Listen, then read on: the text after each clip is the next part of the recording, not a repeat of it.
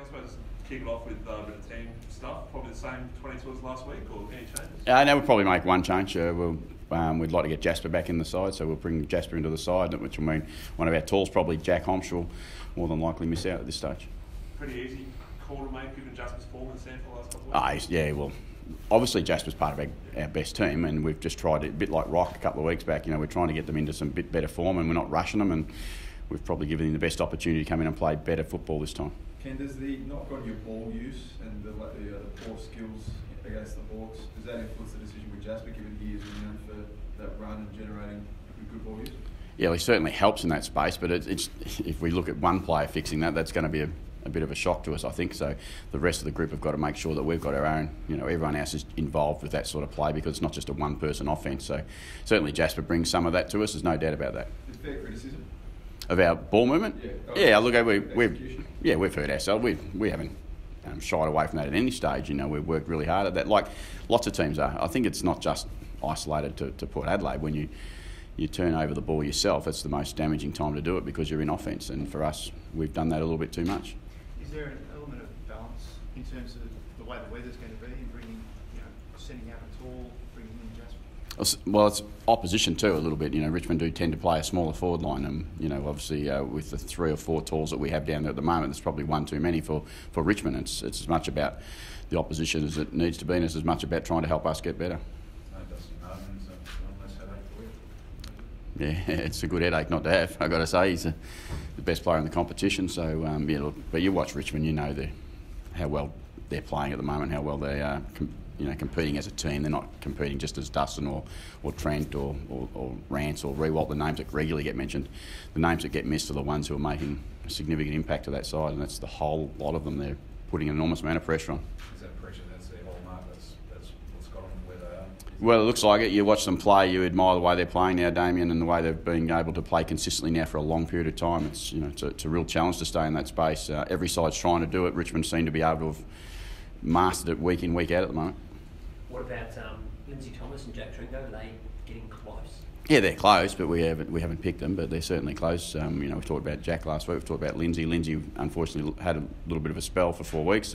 But since he's been back, he's been in really good form. He could easily come in and play AFL football. And Todd just not quite the right weather for him to come back just yet. Well, he hasn't played because he missed last week. Todd really's only had a half, 3/4 of a game of football in a long period of time. So we're really keen to get him back in, but we've got to give him a chance. Hopefully he gets through the game tomorrow on Saturday, and then it's a different question next week, hopefully. Did Rocky do much this morning, Ken? No, look, we have a number of blokes, as I say always at captain's run, don't take too much notice of who's doing too much. People will be playing that we've picked. And on Tom, I don't think he's played a Friday night game in 10 years, which is pretty extraordinary. Big stage. It is. I didn't even realise that, to be honest. It'd be pretty exciting for us. It's exciting for us as a football club. We get Friday, Thursday, Friday, next 3 weeks. It's a great opportunity for our football club and a great opportunity for our fans to come along and hopefully we'll play football. We'll make them proud with. And it's bloody important 3 weeks too. With your season 6 and 4, really set you up or put you in a bit of everyone. Every week is. We don't look too far ahead, but each week's really important. The difference it can make on the ladder just by one win or one loss is significant. We understand that, but what are we up to? Round 11, 12. A lot of footy still to be played. Does Thursday, Friday add any extra sort of pressure given the national stage and a bit more scrutiny, I suppose? No, it doesn't add any more extra pressure. We'd like to be able to represent the club more often in those time slots. We know that, but we've got to play well to do that. And the opportunity for us is to play against a high-quality side in Richmond tomorrow night and, as you say, on the national stage and show people that we're a worthy contender. How's Charlie going? Pre-season he said, it's my forward line, kick it to me. He's played it a lot in the ruck, obviously, with Paddy. He hasn't played a lot in the ruck. I think that's a little bit confusing. He hasn't played a lot of ruck, but he's not in his best form. He wouldn't hide away that from ourselves. But what he needs to do is make sure, and we spoke about it this week, is it's not about kicking goals, not about taking marks as much. We love all those things. Don't get me wrong. I don't want him not to do that, but just compete first and foremost. Bring the ball to ground. Make sure that we can put on a really significant contest in our forward 50, and that will help the team get where we want to go. And with the prediction of the weather tomorrow night, that's what we should expect from our bigger players. He's fully fit. Yeah, he's fine. Yep. Confidence thing with someone like Chubb, with the crashing of packs? I think that's confidence is always mentioned when players are a little bit down on their absolute best form. There's no doubt about that, but there's only one way out. You just keep working at it and you keep turning up. And as I said to Charlie and any of our players, not just Charlie, but if you keep working hard, it eventually turns. Is that sometimes delivery of the 450 as well, with some of the, there were a lot of kicking mistakes last week against Auckland? All those parts, all those things you just talk about, confidence, not getting it done, delivery, they're all part of it. They're all not. There's not one part in isolation that you look at. Is that the same with Chad? I spoke to him yesterday, but his defensive work, he's only averaging 1 tackle per game this season. So that's an area game you want to see him improve. Yeah, no, look, Chad's had 2 weeks prior to last week, which were really good, and we've tuned in on him a little bit this week. Chad's a bloody good player, and we just need him to play at his absolute best. He wants to play at his absolute best. He's not out there not trying. Chad Wingard's a pretty good player, and I think people should remember that. Have you spoken to the AFL this week about the umpiring, especially about Why? About 50-metre penalties? I think he conceded Why? 9 last week. Why would I do that? I just don't understand what the outcome of that is. If I would just get clarification about the, why they were considered, or were they just things that your team should have, sort of known? No, we own our own opportunities and we own our own mistakes, and we should be more disciplined as a team. There's no doubt about that. And then some of those issues will go away. Some of them. Do you like the protected zone, Ken? Yeah, I do. You said Yeah, no, really do like it. I think it's really clear. I think it's pretty easy to play within, and the hard part occasionally is when players are caught chasing an opponent. It's when to get out, when to get in. Can you exploit that? Tell your blokes to sprint away from their opponent as quickly as they can? I think everyone could. I think it's an opportunity. But if you're genuinely chasing your opponent, you're genuinely chasing your opponent. It's not really part of the design, though, is it, to try and leave your other bloke in 5 metres off you so you can win a 50? It's almost like taking a dive. I don't know. You can make those decisions. You go to Gills. No, I'm not. We play next Thursday, so I'm going over for the great cause and the ride down the slide and the chill. I'm looking forward to it. Do you have any issues though with that you'd like to raise with Gill, or did you raise any before? Or? No, I don't. Look, I think as a collective, the coaches get that done really well. The Coaches Association represent us as a whole, and that's not a problem for me. I don't spend too much time worrying about that. I think the decision makers in the higher up the chain make those decisions, and we look forward to playing within what those choices are. How do you think the game's looking at the moment, though, Ken? Do you think we need stuff to, get rid of congestion and have zones and different things like that? No, I don't. No, I personally don't. I think the game's not too bad. I think obviously there's games that can look like that. It was only a couple of weeks back we had a great showdown. There's great games every week that we see. There's bad games every week that we see. I don't think the game's in terrible shape. I think the crowds are turning up and will continue to turn up. What are you wearing down the slide, Ken? The old Geelong? No, it's still quite secretive at the moment. I think there's some strange things going to be worn down the slide. I think. Hopefully for me, they're really insulated and they're really warm. Not too tight as well.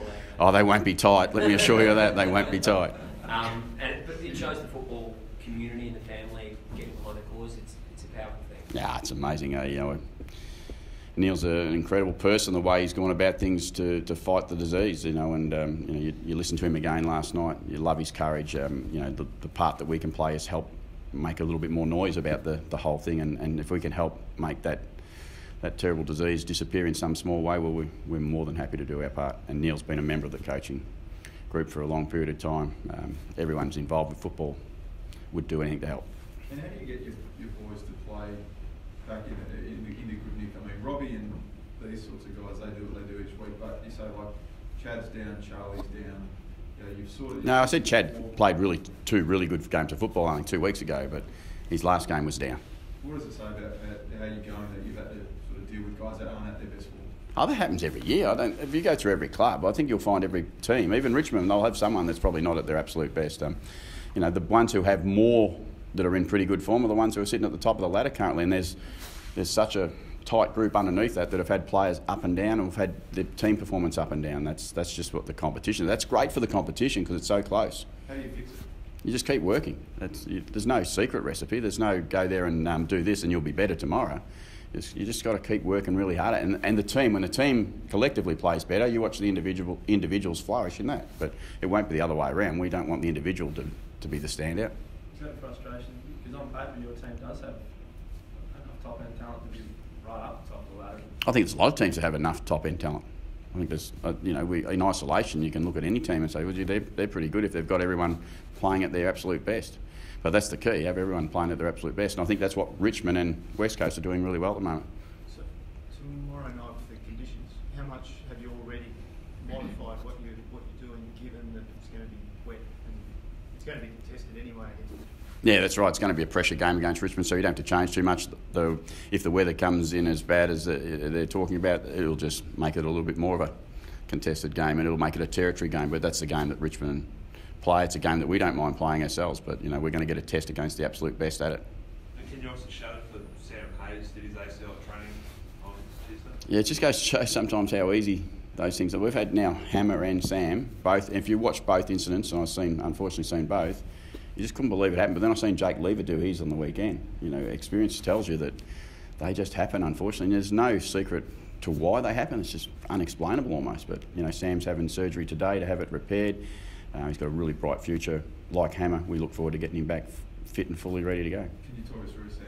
I know there was an email that went out, in terms of what he actually did. He's just doing a little bit of marking contest out here right in front of the goal square. It was nothing much at all. There was about 6 or 7 blokes doing a little bit of marking work.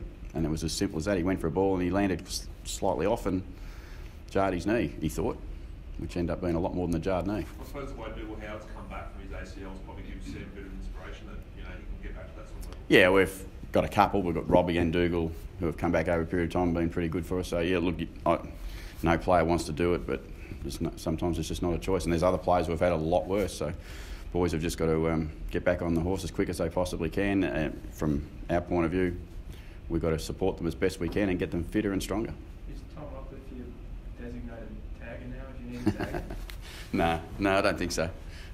He's an option for us though, but that's the key thing with us, with any team. Brad's been able to do it, Pau Pepper's been able to do it, Wingard's been able to do it, Rockcliffe's been able to do it. So it just depends on the day.